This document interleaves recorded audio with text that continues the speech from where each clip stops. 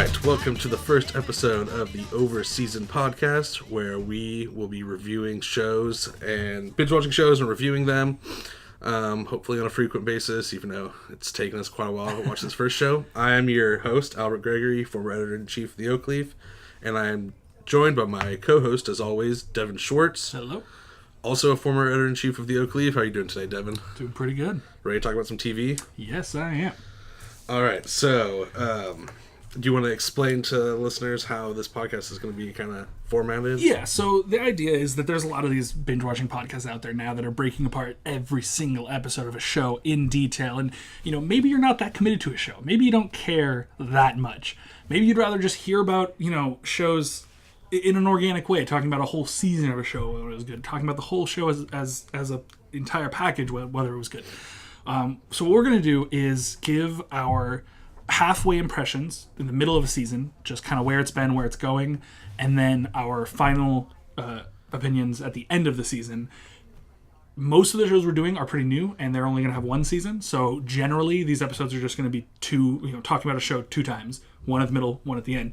But the occasional shows that might have two seasons, we will be talking about the middle of the first season, end of the first season, middle of the second season, end of the second season. So there will be more discussion about those longer shows. And then, obviously, as shows release second seasons that only have one now, we will go back and revisit them and talk about them again. Once, like, the whole season's done. Yeah, right? yeah, exactly. Yeah. So anything that comes out episodically that isn't like a Netflix show, we will be waiting until this season is over. Yeah, so like most of the shows are Netflix shows, but we are planning on doing a couple of shows like Westworld and stuff like that. Yeah, and I think on HBO. I think we're going to see an interesting divide even between just Netflix and HBO shows, where Netflix shows are so able to leave things open at the end of a season because they know right up front how many seasons they're going to be able to do, whereas even an HBO show where they generally have an idea, they still sometimes try to wrap things up at the end of a season just in case. Like, even I know Westworld is, I think, the only HBO show doing right now, but still, even that, the first season kind of wraps up in a way where it could end there or it could continue. Yeah, so they just wanted to keep it open.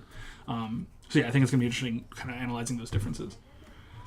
So the first show that we have watched the first half of the season is Altered Carbon, a recent show that's out on Netflix. Should we give a quick description of the show if you haven't seen it? Yeah, so how I've been kind of describing how I first pitched it to Albert was Westworld meets Blade Runner. So it's kind of got that futuristic Blade Runner kind of feel to it because it takes place in the future, and, you know, there's space travel and things like that. But then also there's this sort of object impermanence with people that you kind of get from Westworld, where, like, you know, life is kind of artificial at this point. And it's about this future where everyone has stacks, which are pretty much a hard drive that stores everything on it. So your brain is essentially unnecessary for storing information. All your memories, all your thoughts are stored on your stack. And then that stack can be placed into any body you want. And, you know, you can essentially live forever as long as your stack stays intact. Yeah, and it was adapted by, I'm going to pronounce all these names wrong, Leda Kalogridis, who helped write Avatar. She's got a whole bunch of stuff that she's worked on. We can get back to her later. But she adapted it from the Richard K. Morgan novel of the same name. I've heard a lot of people relate it to the anime Ghost in a Shell. I guess there's a lot of that's another similarities thing. I was to it. going to compare it to that, but I didn't know if you knew at all what that was. So I didn't. And then I know of it. I've never seen it, but I know of it. And then Blade Runner. I feel like a lot of Blade Runners influenced this show. Yeah, for sure. And yeah, like you were saying, it's far into the future. Humans have gained the ability to download their consciousness when these interchangeable bodies that they call sleeves. Mm-hmm. And it takes place, it's like a San Francisco that's been like crazy. Oh yeah, right. Yeah. I forgot it was San Francisco. It's like this hologram city above it and all this stuff.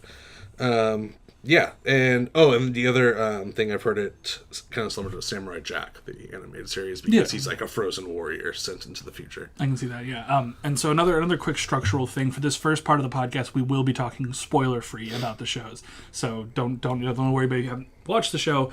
You can still listen freely, but then at one point we will announce that we are going to be talking about spoilers, so that's when you can tune away. But for now, we are still above board. Right. Now I forgot what I was going to say. I was going to say, there's a lot of great actors in this. None of them I've seen before. I don't think I recognize a single person in this show, which is totally fine with me. I love getting new talent out there. I'm sure some of these people have probably been in stuff, that's famous. I just don't know. No, I'm I terrible feel with the faces and names. I feel the exact same way, and I mean, Yeah. I'm actually pretty good with faces and names when it comes to actors. The only one I recognize is the main character, Joel Kinnaman, who became famous in the show The Killing, Okay. which is like a AMC or A&E show, maybe. That was pretty popular. But as far as the rest of them, I don't really recognize any of them. I know, except for Lawrence Bancroft. He's been in stuff. I know he. I he in don't Les recognize Mis? him though. Was he the other guy in Les Mis? The actor's name is James Purefoy. He, oh God, he either reminds me of someone from Les Mis or he was in Les Mis. I actually do recognize him now on his IMDb, just from an old movie starring Heath Ledger called A Knight's Tale. He was the bad guy in that. That's a long time ago. He seems like a bad guy. He seems like he's probably usually a bad guy almost. He's on the show He has that Churchill. kind of face. Huh. Yeah, I don't really recognize any other. Who is the other guy in Les Mis other than Hugh Jackman? Who's the opposite? Gerard Colin Colin- Farrell? No. I thought it was Gerard Butler. No, it's not Gerard Butler. It's Russell Crowe. Russell Crowe. Okay. Yeah. He kind of looks like Russell Crowe. He does kind of look like Russell Crowe. Yeah, okay. And Russell Crowe's Australian. This actor's British, but yeah, they do look He's alike. British. All right. I was wondering because he kind of has an accent in the show, and I wasn't sure if that was just his actor's accent kind of coming through, or if his character is supposed to be like a little bit ethnic. It's almost Russian in a weird way. I mean, while we're talking about one of the actors, of the actors in the show, one of the actors, probably the one who stuck out the most to me, besides the actor who plays Poe, which I'm forgetting now, but is the cop Kristen Ortega, played by Martha Higarita. I feel like she's been really good on the show so far. Yeah, definitely. Kind of stood out to me. Yeah, I think she's a really cool kind of character because she's not really.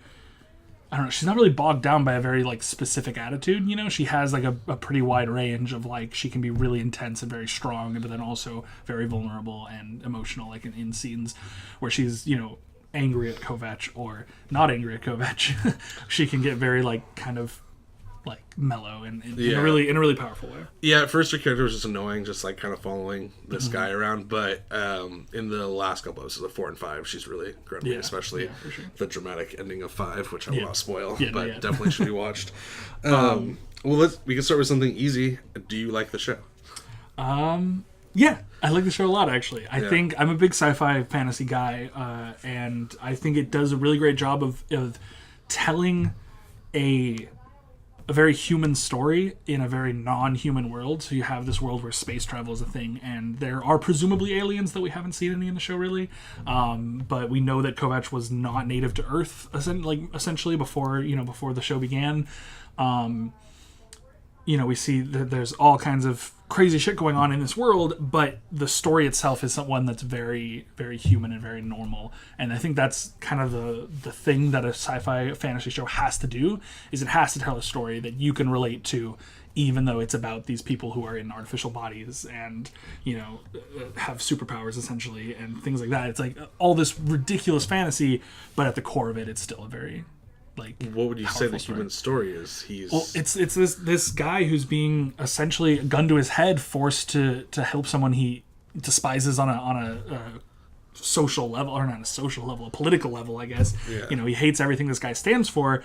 And again, I don't want to get into spoilers yet, but I mean, it's kind of just like the beginning of the show is we can explain who he is. Yeah. He's considered a terrorist in this world because in the world he died in, and now is what do they call the chips again? Stack. His stack has been moved into this body in this current world where essentially the regime he was fighting is now taken over. Yeah, I mean, so I guess on many levels, it's him kind of being forced to help the people he hates, but at the same time, he's struggling with the fact that he does relate to these people and he wants to help them on one level, but then on this other level, he's kind of fighting against it because, again, it's the system that he fought against. Yeah. So I don't know. I think it tells a relatable story in a weird way. Of just kind of being forced to do something you don't want to do. Yeah, and especially living in a world run by someone that you don't necessarily respect or like. We can all relate to that, I think, right now. Yeah, exactly. Speaking more about the world, too, the world that this whole show takes place in is a really compelling one where there's all this stuff going on. You got, drugs that you take through the eye. Your eyes. A lot of drugs through the eyes. Yeah, which is a big thing in sci-fi. I forgot what... there was a movie I watched recently. Movie, don't they do that? Yeah, Looper. They do oh, that. yeah, I just watched Looper right before I started this yeah. show, and it's actually weird how similar the two are. And you have these AI hotels that become kind of important in the show that are this dead industry that was really popular when it first came out, of these hotels run by AI that's sort of like... their whole thing is like protection and catering to your every need on like a deep level. And the reason why they became unpopular was because it was akin to a crazy ex-girlfriend who just wanted to be, with you at all times, constantly taking care of you, like way too overbearing. And that's why like no one wants them anymore.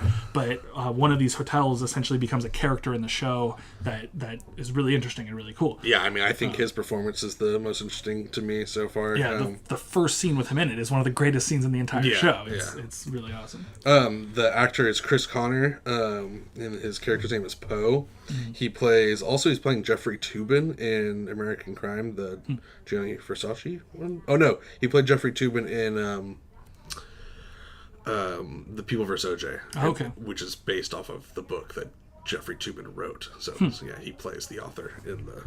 Cool. Yeah, I actually don't really remember him for it, but in this he's good.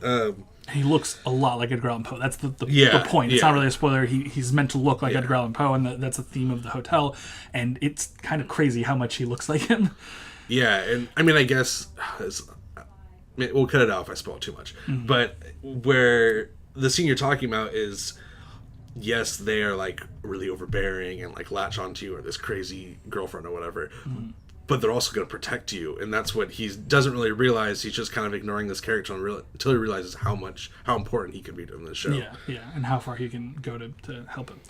All right, anything else about the world I was going to mention? Oh yeah, there's the other big important thing that's kind of contributing to the divide between Coach and the other characters is these characters they called meths, and I missed why they call them meths.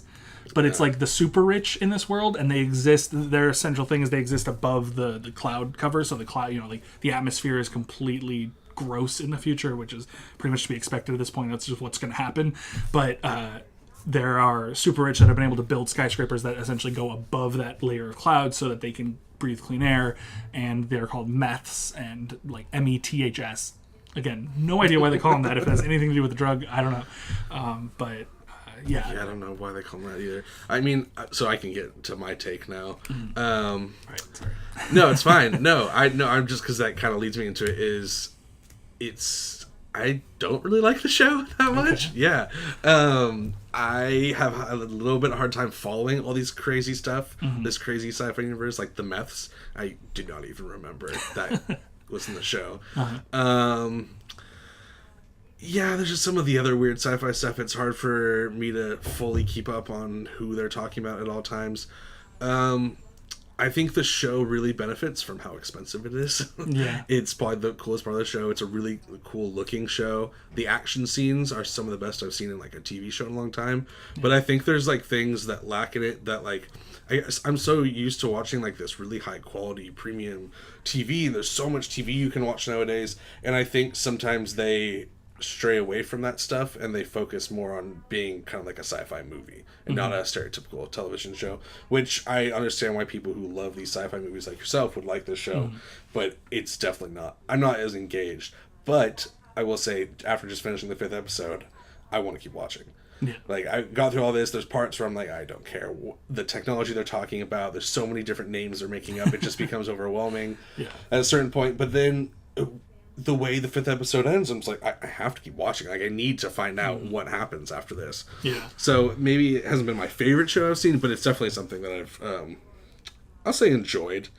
There's like a lot of things I don't like about the show and a lot of things I love about the show, but maybe there's not a lot of things I like about the show. I guess might be the best way to say it. Yeah, and that kind of leads me right into my first spoiler thing I want to talk about. So at this point, we will be talking about spoilers. Okay, cool. I thought you said that, and I was like, I have so many questions, though.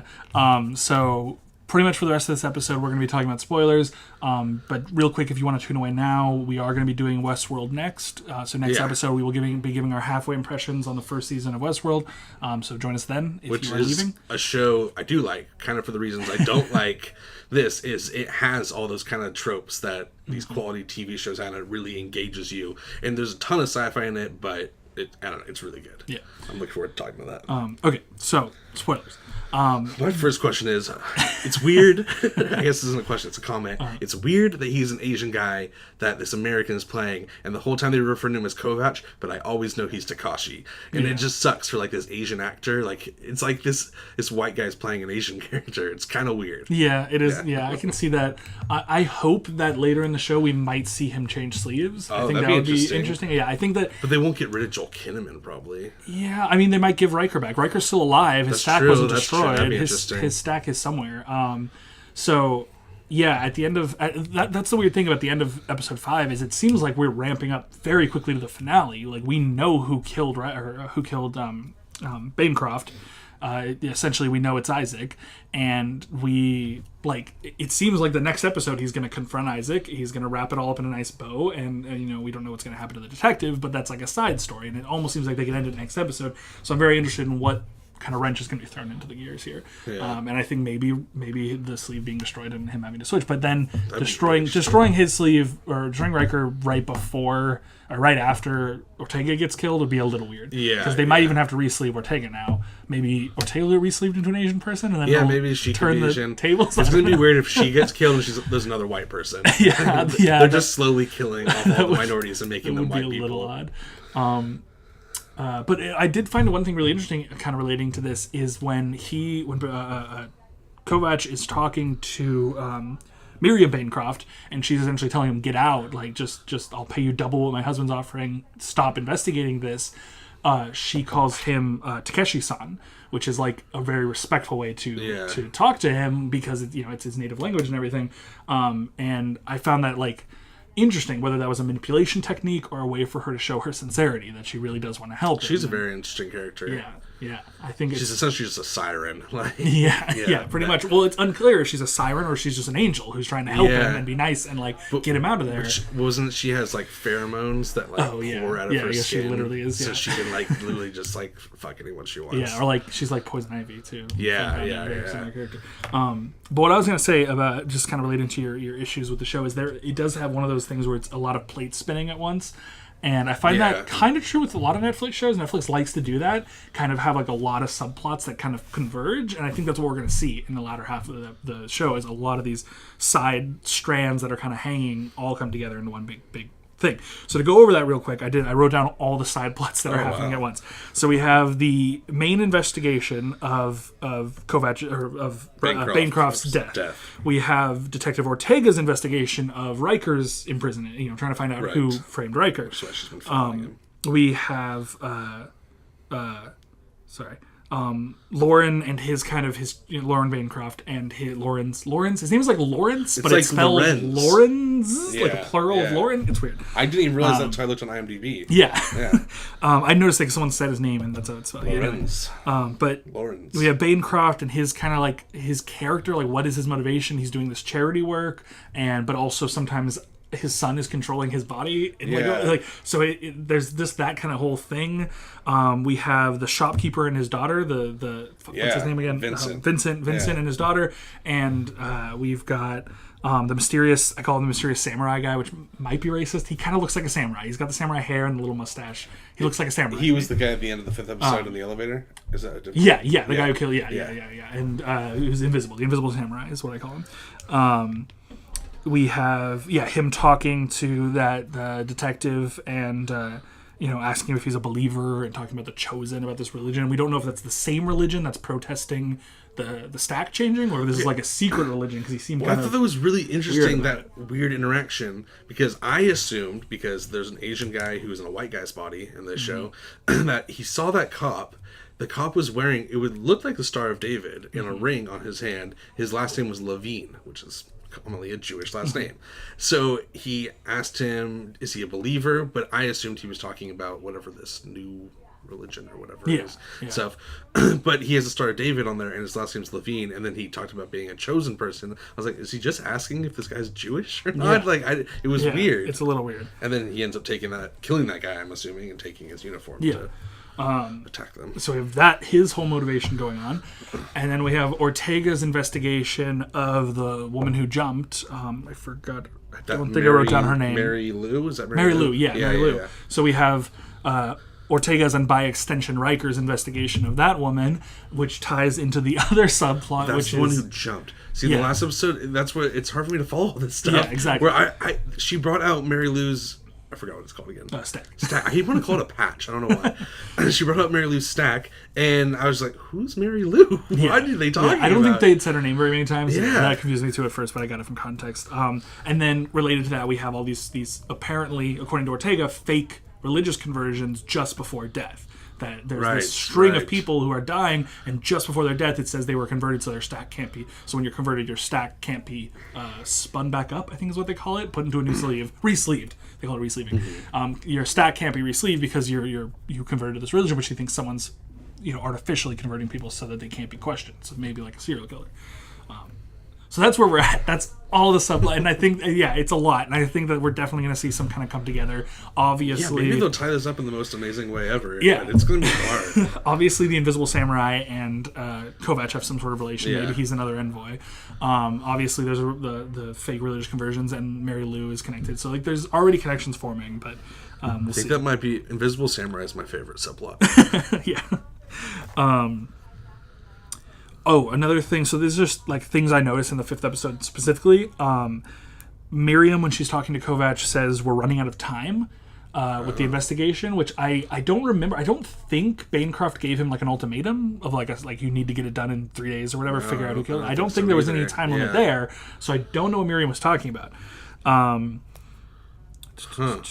That might be some foreshadowing. Levine. So there was a weird moment where after the scene where Invisible Samurai talks to Levine, there's the scene where she goes into the police station and she's like freaking out about coffee for some reason. She really wants coffee. Right. And that was really weird about the coffee. Yeah. She points at somebody and says, "You, give me some hot coffee." Yeah. And they zoom in and it's Levine's name tag.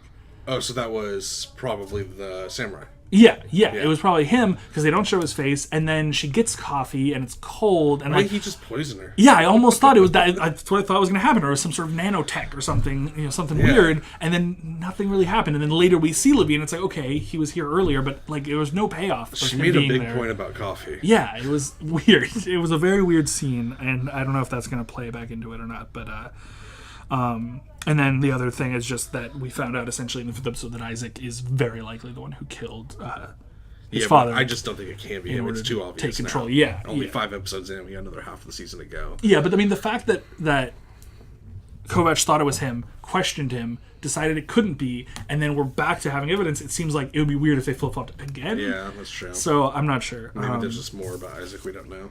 Yeah, it's a little weird. And then just one more thing I wanted to talk about, and I guess I could have done this in the non-spoiler section, but just my favorite thing about the show so far is its ability to create these like kind of crazy characters that are like really interesting. Like you've got the shape-shifting fight arena owner who we probably maybe won't see again, but still like there's interesting one characters. It was like almost plastic surgery, but for whatever you want. Like his face can literally just change to whatever. But I like she commented, she's like, "Don't you have one of those faces that you can like have it look whatever you want? Why do you look so bad?" Like, and then we have obviously Poe, really interesting. Yeah, great. We have Bancroft with his like Jesus complex kind of thing going on with the sick. His wife is also a really interesting character. Yeah, like we just have like everywhere we look, we have these really like. Their kids are even interesting characters. We barely have seen the daughter, but except for the both of them are wearing their parents' sleeves. Yeah, they're wearing their parents' sleeves. It's weird. And the parents are forcing them to be these children their entire lives. Yeah, not allowing literally not allowing them to grow up. We have the strippers who want to get murdered by Bancroft, so they'll buy them new sleeves. Like it's just this really interesting world where these like interesting characters can be created because of this sort of system of resleeving.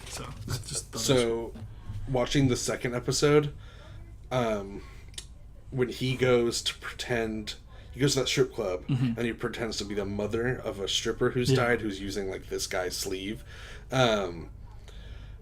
I want to watch that show. Yeah. I want to watch the show where a mom of a stripper gets kidnapped. Like, the stripper gets kidnapped, and the mom's like, oh, I'm going to get, like, Bruce Willis's body, or Liam Neeson. I'm going to go taking my daughter back. Yeah, I think, honestly, it would be cool. And I don't know if they can do it just because of, like, mainly just because of the title of the show. Yeah. But because I wish that this could be a universe that Netflix creates a series of shows and movies within. Because there's so much rich potential of things that could happen that this show probably won't happen in this show because of what it is. But I feel like if they were going to plan anything like that, it would have like a subtitle and a title. You know, it would be like Altered Carbon, Takeshi Kovacs Files or some shit like that. It would be like something with a subtitle so that they could recreate more shows within the universe. But maybe because it's Netflix and they can just kind of like, it lives on the internet, like Kanye West's last album. Maybe they can just change it whenever they want. And they just go back in and make this the Takashi Files. Yeah. Speaking of that, this is slightly off topic, but it's about Westworld. Do you think they'll do that with Westworld, where it's also going to be like Waterworld or like some other weird dinosaur world? We or know something like that? There's Samurai World there's Medieval World. Is there a Medieval World? I think that's known just from the movie. Okay. From the original movie. Maybe the finale of Game of Thrones will find out that it's actually from the Medieval World. That would be wild. That would be wild. They just open the door and the Man in Black's there, like, what the fuck? Yeah, that would be crazy. Yeah, what else was I going to say? Crap. The Man in Black comes in and he, like, saves everyone in Game of Thrones because he can't die. Yeah. You know? That'd be great. Fuck, what was I going to say, though? What were we talking about before Westworld? If they made Altered Carbon. Right, okay, yeah. Back to the whole stripper thing. What I liked about that scene, actually, was that I thought it was something we were going to see more often. That part of Takeshi's training was, like, impersonating people, and that he might use that more often, but then we don't see it ever again, really. Except him kind of impersonating Riker and not doing a good job, because he got really obsessed when he saw his own body in that tank. Should we get to Devin answers Albert's questions section? Right, yeah, because you had a question about the shopkeeper and his daughter. Well, yeah, now I feel like this might be racist, but is the shopkeeper's daughter is not Takashi's like girlfriend, like from the past that they keep showing training. I think she's much younger. Yeah. But they just never show like a good shot of the girl. It's always like weird. Yeah. They go back there. All right. Well, actually, I have one comment on here. Okay. This is just going kind of back to why one thing that would make me like the show more, if there was more of like Poe. I just need a little more comedy in this show. Yeah. Like, it doesn't even have to be Poe, but there's just like the show lacks a lot of comedy. Yeah, it's it kind of very dry. It has this thing where the two main characters are both very serious all the time, and it needs that like perky sidekick who's cracking jokes all the time. Like, and almost if they just pull Poe up on a tablet every once in a while and let him say something. In like the first two episodes, Abood Samir was Detective Samir was kind of that. He kind of cracked jokes and he was kind of an interesting character, and then he got really serious too. And like one of my favorite scenes was the what's her name? The cop. Her grandmother, comes back in like this crazy, like tatted up. That was great. That whole episode was. That was really good. That whole sequence was awesome. Okay. So first question: has he ever changed sleeves before? I think so. Yeah. Were they always Asian before now? At the beginning of the show, it seemed like I thought he had changed sleeves before. Yeah, I thought he was already in a new sleeve, but then we see more and more flashbacks where he's in that Asian sleeve, and when we see him as a kid, he's also Asian. Yeah. So I kind of feel like that was his original sleeve, maybe. But then I feel like there was a scene in the first episode where they pull up his file at one point, and there's faces changing. There's a thing where it's cycling. So he's definitely changed sleeves. He's been Asian sleeves his entire life up until this one white sleeve. Yes, he was a woman at one point though. I remember very distinctly one of the pictures in his file was of a woman. So, but it was weird because we see all these flashbacks of him in this one sleeve, which actually looks a lot like Invisible Samurai's sleeve. Like it could be his brother or something. I don't fucking know. But we see him in this one sleeve, then we see him die in that sleeve, and then we see him immediately wake up as Riker, and that's it. And it makes it seem like that's one connected thing, like that was his last death in that hotel room, stealing all the stacks. Yeah. But then maybe not. Has he seen Invisible Samurai before in the show? He briefly saw him at the party, the Bancroft fancy party. So he recognized him out of the corner of his eye. Hotel? Probably, yeah. In the elevator, rather. Yeah, I would assume that's why. But also he was either flash by. He was either holding the sketch or he remembered the sketch really quick when he saw him. But there was a flash of the sketch, so he also maybe didn't actually see him that well. But yeah, they make it seem like that was his last sleeve, but also.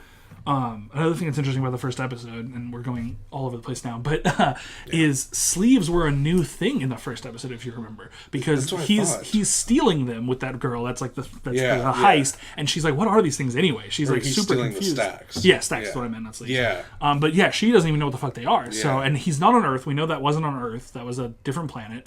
And because he asked, for one of the first things he asked is what planet he's on, right? When he wakes up.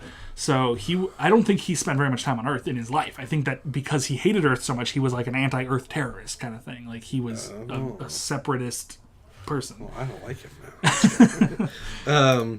Anyway, I think you've all over the place. So Vincent's daughter, who is like trapped in this memory, that's all she is. She's just Vincent's daughter that's trapped in this memory. I think so. Yeah, I think the idea was that when because I think like her because her death was so violent and because she was never re-sleeved, she's like kind of stuck in this loop of reliving her death over and over and over again. And because her stack is but she's still conscious in there because he kept her in that machine. I think the idea is a stack separate from a body completely is just like frozen memory. There's nothing going on, but because he kept her in that simulation, the virtual reality, the same thing that they used to interrogate Riker in that one episode, or Kovacs in that one episode. Right. Because he's keeping her in one of those virtual reality machines, she's staying conscious and awake inside of her stack with no body, reliving her death. Yeah, and that's why Kovacs was so pissed when he found out and like reacted like he did, because he's essentially torturing her. And I think maybe that'll play back into something. I think that's partially why I thought that she was the girl that Kovacs knew from. Yeah, because I think he was just angry because it's fucked up, and maybe later we'll find out that happened to somebody he knows or something like that, and he has some sort of personal connection in that sense. And so Poe is trying to help her not die over and over. Yeah, he's trying to like rehabilitate her, because I think right now if they just put her in a new stack, not only would that be incredibly expensive, but also it might be traumatizing to her. So I think the idea is that Poe is rehabilitating her and trying to get her back to a point where she can maybe be restacked without flipping the fuck out. This isn't really like a hard question. This is just, I'm just curious what you think. How long do you think this has taken place over the first 5 episodes? 3 days, maybe? Something like that. I mean, because we see... He said to her in the 5th episode that, like, she's like, oh, it's been a long time since we've seen each other. So he slept with Bancroft's wife 2 days before that. Yeah, and I feel like, and that was like the 2nd episode they slept together. It was very early in the show, so I feel like maybe it's only been like 3 or 4 days. And he was in that virtual torture chamber for like 2 days or whatever. However long it needed him to feel like, and that actually reminds me of that Black Mirror episode where the woman's trapped in an egg or whatever, and he like advances time like 2 years, and it's only been like 20 seconds. Right. Oh my god. Yeah, it's a great episode. We'll get to that. Do sleeves age? Or do you just have so many clones that you just keep replacing? If you're rich. Yeah, if you're rich, I imagine you can just keep replacing. I think sleeves do age. I think normal sleeves. And I mean, they have all these augments and things. Like there might be an anti-aging augment where you could keep the same sleeve for a long time. Kind of like your clunker car that like lasts a long time but doesn't run really great. So you can get like a long-lasting. We went over who Mary Lou was. I didn't know who that was when they mentioned her. And then we figured out he was touching the children that were infected, but it didn't matter because he was just going to sacrifice his sleeve. Yeah. And we're doing like this kind of like religious sort of humming as he died. They were very, very like ceremonial. So I'm thinking maybe they just see him as a god, literally. And of course he loves I guess he was supposed to be like, kind of like Jesus and the lepers or something. Yeah. It was very emulative. I think that's all my questions. Okay. Yeah, I thought I would have more, but I feel like you answered a lot. Is there any aspect of the show we haven't really discussed, any characters we haven't talked about? Not really. Let me see. Some that are right now. I do feel like we will see Riker again in a new sleeve or something, just because we're learning more and more about him each time. It kind of seems like it's, especially the 5th episode, seems like it's ramping up to us maybe meeting Riker for real. Who's Raylene? Raylene. Who mentioned them? Maybe that's the Vincent's daughter? I don't know. Or maybe it's his sister? Oh, I think it's his sister. Oh. Yeah? Whose sister? Takashi's. Like, actual sister that he sees, like... It says on IMDb that she's an No. Is that Mary Lou? Oh, no, that's her character's name. It's Raylene, yeah. Huh. It says she's in all 10 episodes. I don't think we only see his sister as a child. We don't see her. What about when he has that like vision of that girl and she has like that weird like tattoo on her face or something? That might be her, but I don't know if that's his sister. Yeah, it says she's in every episode, but I feel like I don't recognize her. Yeah. She kind of looks like Mary Lou, and Mary Lou's in almost every episode. But Mary Lou, you see Mary Lou further down there. Maybe we're wrong about who Mary Lou is. No, because Mary Lou. Oh, like you think she's no, but see, I don't know. I'm so confused. All right. No, I just confused everyone. No idea. Yeah, Mary Lou's someone else. Interesting.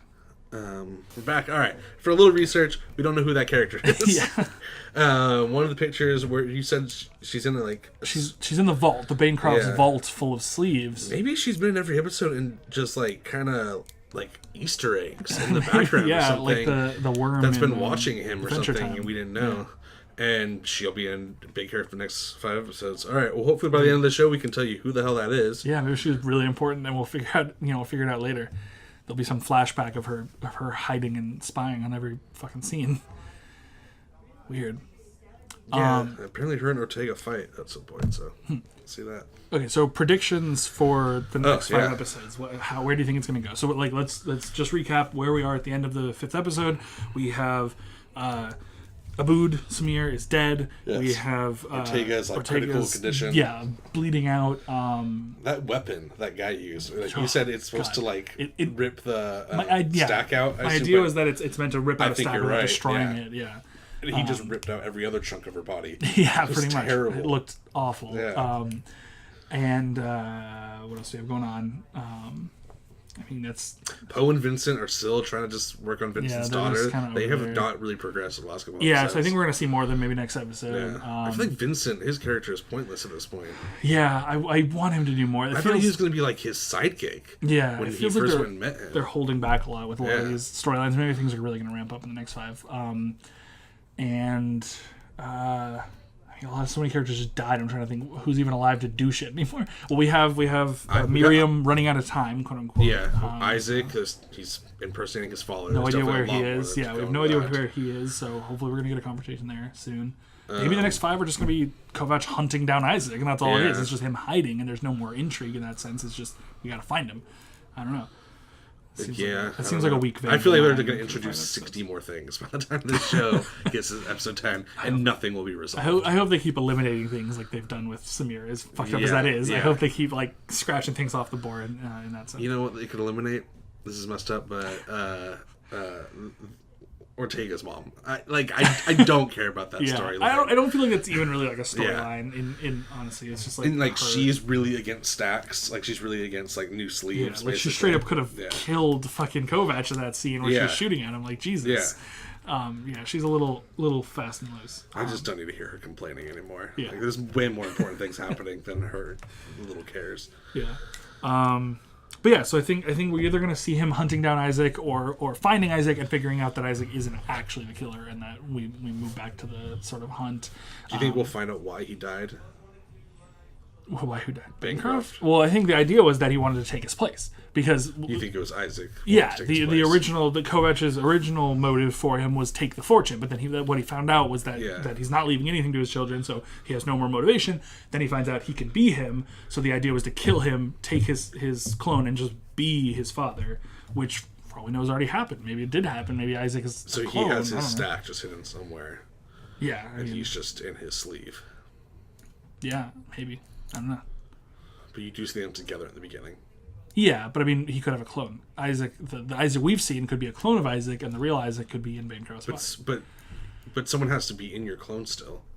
Yeah, but I think there's separate versions of your stack, because she said she lets the clones loose. Miriam said she lets her clones fuck each other, essentially. Yeah. So there's got to be some autopilot version of your stack that you can put in. That's just kind of... He's like, autopilot Isaac, go get drunk. Yeah. Oh, no, there was a thing. They talked about multi-stacking or something. Multi-sleeving? Multi-sleeving? Too many things. There's a thing, because that's what what's his name? The Russian gangster guy who they think framed, or that did frame Riker. They're trying to figure out why he framed Riker. He's a multi-sleever, so...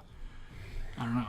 Interesting. Hard to follow. Yeah, it's gonna be complicated. We'll pick it apart next episode for sure. Next episode, we will also be discussing our halfway impressions of the first season of Westworld. Yes. Are you excited about Westworld? What are you most excited about? Well, I mean, should we tell the listeners that it's a little different because going into this show, we had never seen Altered Carbon. Yes, we have watched it before. We've already seen Westworld and know it's an amazing show. Yeah, exactly. Yeah.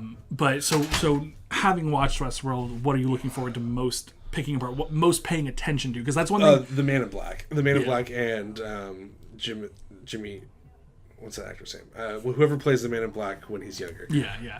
That's a huge spoiler. So hopefully, hopefully people who also don't want spoilers on Westworld are not. Maybe cut that out. Listening. But you have rewatched Westworld more than once, right? I've only watched it once. That's interesting. So when I first finished it, I did want to rewatch it, and I never wound up doing it because there's so much you learn at the end of it that you really want to pay attention to. But what I'm actually looking most forward to, it's kind of dumb, but I didn't realize until like the 4th or 5th episode that the songs on the piano were actually like real songs, like pop songs. I didn't either. I'm looking forward to rewatching like the first couple and figuring out what the songs are. And it's the first, because I did rewatch the first episode really recently, like 3 weeks ago or something. I've been wanting to rewatch it too, so I finally was like, hey, let's just rewatch it. What's the first one? It's a Rolling Stones song. Oh, Painted Black. Yeah, it's Painted Black, yeah. Yeah, and then the one that got me, the one that made me realize was Black Hole Sun, which is the one in the 3rd or 4th episode that actually, I was like, I know that fucking song because I love that song. Yeah, Black Hole Sun got it. Never noticed the entire show and rewatching the first episode once. And I was just like, I'm like telling my roommate, I'm like, that's the Rolling Stones song. Like the whole time, she could care less. And then there's the trailer also. The trailer for season 2 also has a song playing. I forgot what it is, but it's important. I think it's important to the theme of the second season, but I totally forgot. So I gotta rewatch the trailer too. Yeah, that's a good show. I can't wait to see what. So that's our next show. So next episode will be probably the same length because we won't be talking about the structure of the show, but we will be talking about 2 different shows. So we'll be talking about our final impressions of the first season of Altered Carbon. We will be talking about our midway impressions of the first season of Westworld. So join us next week for that, and thank you for listening. All right, thank you, Devin.